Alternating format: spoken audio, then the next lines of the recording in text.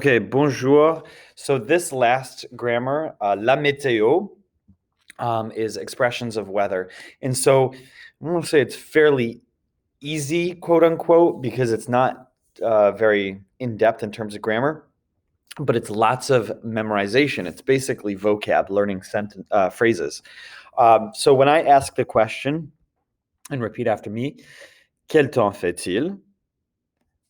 You should be able to accurately describe what you see and feel outside. People talk about the weather all the time. It's a very important topic. So being able to discuss the weather as small talk is an important skill. Quel temps fait-il? But you might look outside. I'm looking outside right now and it's super cold and it's kind of overcast. If I said il fait beau just because that's the expression I remember, well, I'm sorry, someone's going to look at you and think, no, it's not. It's definitely not beau. So yeah, you want to accurately be able to describe the weather. Now, I'm not going to ask you to know every single weather expression, but I'd like you to repeat after me as I go through these. So some expressions use il fait, d'accord? Il fait, and then an adjective, for example, and you know these 5 expressions. You should, anyway, already. So repeat after me. Il fait beau. Beautiful out. Il fait mauvais. It's rotten out. Il fait chaud. It's hot out. Obviously, chaud is the word for hot. Il fait frais. Now, frais means fresh. D'accord? So to say it's cool or crisp out, they say it's fresh out. And finally, il fait froid. It's cold out. Now, you can put in other adjectives and they will make sense to French people. So, for example, il fait gris. It's gray out. D'accord? D'accord? Or il fait lourd. It's muggy. And literally what you're saying is it's heavy out. D'accord? And that's how they say it's muggy or oppressive. You can also say, if it's getting dark, you can say il fait noir. It's you use the word for black to say it's getting dark or it's becoming nighttime. D'accord? So you don't have to memorize these for the quiz. You do have to have these 5 memorized for the quiz. Now, if you use a noun, you use du. And this is something we'll talk about in another unit. However, for now, just know that it's il fait du soleil. Repeat, don't forget. Il fait du soleil. To say it's sunny out, and you're literally saying it makes of the sun. What?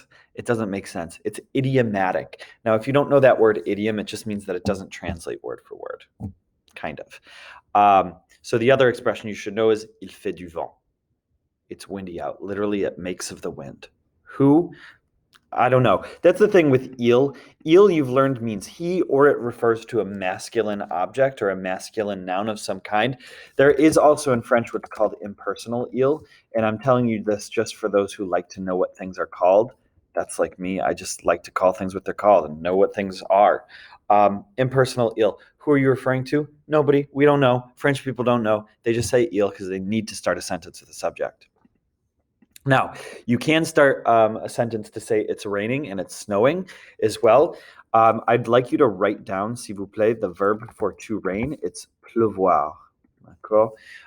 Neiger is obvious because it's an ER verb, but you're going to need to know this infinitive if you want to say it's going to rain. Il va pleuvoir.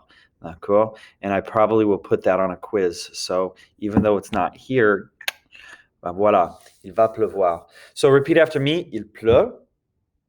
It's raining. Il neige. It's snowing. You can also use the verbs grêler to hail or bruiner to drizzle. Il grêle. Il bruine. D'accord? Or il va neiger. Il va grêler. Il va bruiner. Even it's going to be sunny out. Il va faire du soleil. That's something I'd expect you to be able to do. D'accord? You could even say in your speaking, oh, il va pleuvoir. It's going to rain. On va au cinéma? Shall we go to the movies? Pleuvoir would be that would count as a vocab word. All right, sometimes you use il est in an adjective. Don't mix these up with il fait, like il fait beau and il fait bon, and then an adjective. These ones you just straight up say. I'm only going to ask that you know 2 of them. Repeat after me. Il est nuageux and il est orageux. D'accord? I think you learned an expression with de la tempête or une tempête in the junior high. That's fine, but for the quiz you take with me, please know the expression il est orageux. It is stormy. D'accord?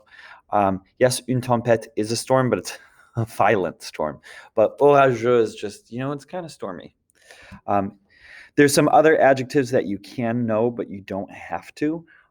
Humide is an easy one to remember. Brumeux, misty, bruneux, just like il bruine, it's drizzling. It's drizzly, bruneux. Limpide, clear. Mouillé, wet. Neigeux, you can't say il est neigeux. It is snowy. Il est pluvieux. We have the word in English, pluvial. One of the things I love about French, and you guys are at an advantage learning French, is because there's many, many words in English that have roots in French. So you guys are going to do better on your SATs than people taking other languages. That is just in the research.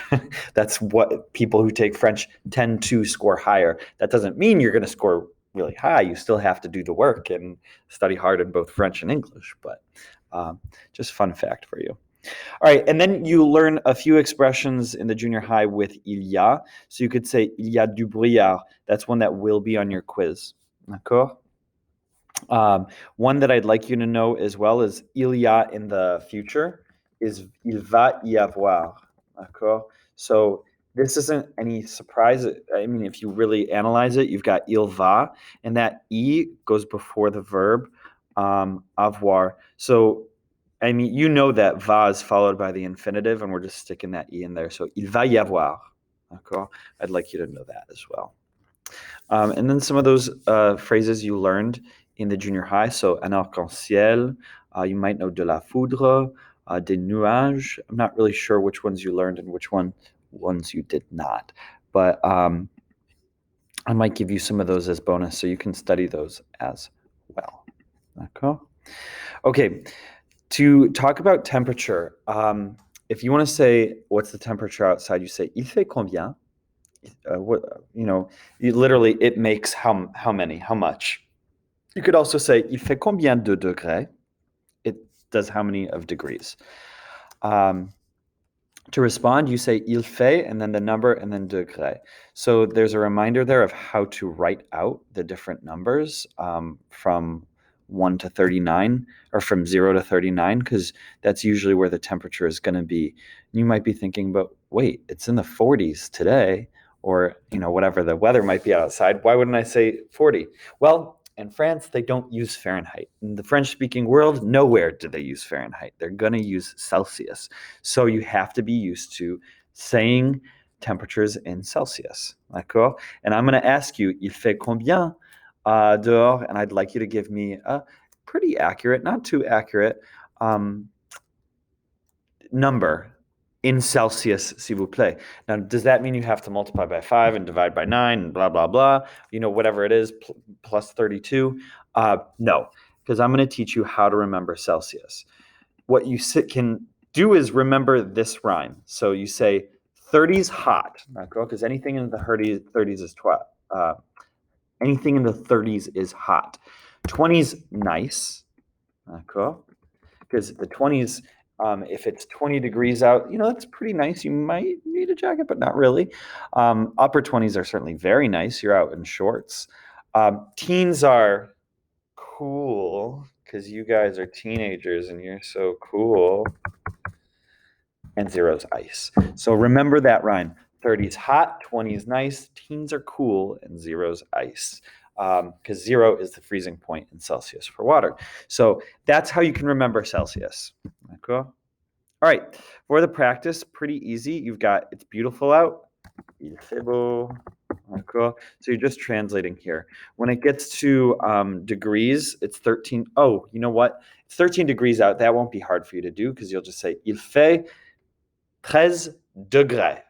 Easy. So looking at this expression here, il fait blank degré, il fait 13 degrés. What might be a little bit more difficult is the negative. If you want to say negative, what you say is it makes, il fait moins 10, for example, 10 below 0. You say it does less 10 and then degrees. Kind of weird to say it does less 10, but il fait moins 10 degrés. You can also say, if you'd like, il fait moins 10. You don't even have to say degré if it is in the negative, because they obviously know when you say moins that you're talking about the weather. Il fait moins 10. Okay. That's it. So you can do the practice. I'm going to be asking you guys this poem in class. So hopefully you've memorized it. And also you should be able to do some of these expressions in the future. Okay. Merci beaucoup and à bientôt.